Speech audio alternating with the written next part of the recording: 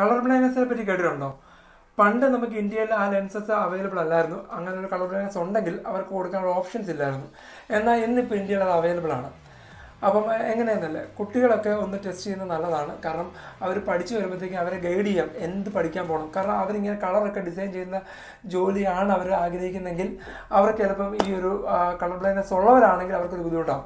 അപ്പോൾ അങ്ങനെയുള്ളവർ നേരത്തെ ഒന്ന് ഫൈൻഡ് ചെയ്യുന്നത് നല്ലതാണ്. അതുപോലെ തന്നെ ഡ്രൈവിംഗ് ലൈസൻസ് ഒക്കെ ടെസ്റ്റ് എഴുതാൻ പോകുന്നവരും ഈ നമ്പേഴ്സ് നിങ്ങൾക്ക് വായിക്കാൻ പറ്റുന്നുണ്ടോ? ഏതെങ്കിലും ഹോസ്പിറ്റൽ ഒപ്റ്റിക്കൽ ഷോപ്പിൽ ചെല്ലുമ്പോൾ ഒപ്റ്റോമെട്രിസ്റ്റോട് പറഞ്ഞാൽ മതി ഇതൊന്ന് ഈ കളർ ബ്ലൈൻഡ്നെസ് ചെക്ക് ചെയ്യണമെന്ന്. ഈ നമ്പേഴ്സ് നിങ്ങൾക്ക് വായിക്കാൻ പറ്റുമെന്നുണ്ടെങ്കിൽ നിങ്ങൾക്ക് കളർ ബ്ലൈൻഡ്നെസ് ഒന്നുമില്ല, കുഴപ്പമൊന്നുമില്ല. എന്നാൽ ഈ നമ്പേഴ്സ് വായിക്കാൻ പറ്റുന്നില്ല എങ്കിൽ കളർ ബ്ലൈൻഡ്നെസ് ഉണ്ടെന്നാണ് അതിൻ്റെ അർത്ഥം. അപ്പം അങ്ങനെ ഉണ്ട്, ഇത് വായിക്കാൻ പറ്റുന്നില്ല എങ്കിൽ ആ ഒപ്റ്റോമെട്രിസ്റ്റിനോട് പറയുക ഇതുപോലെ റെഡ് ഫിൽറ്റർ ലെൻസ് ഉണ്ട്, ഇത് വെച്ച് വായിപ്പിക്കാൻ പറയുക. ഇപ്പോൾ 12 അങ്ങനെ ഓരോ ലെറ്റേഴ്സും വായിക്കാൻ പറ്റുമെന്നുണ്ടെന്നുണ്ടെങ്കിൽ അവർക്ക് അതിനുള്ള സ്പെക്സോ അല്ലെങ്കിൽ കോൺടാക്ട് ലെൻസോ കൊടുക്കാനുള്ള ഓപ്ഷൻസ് ഉണ്ട്. അപ്പം അത് എന്തെന്നല്ലേ, ഇത് നോവ എന്ന ബ്രാൻഡിൻ്റെ ലെൻസാണ്. അവർ ഇന്ത്യയിൽ ഇപ്പോൾ ഇത് ലോഞ്ച് ആക്കിയിട്ടുണ്ട്.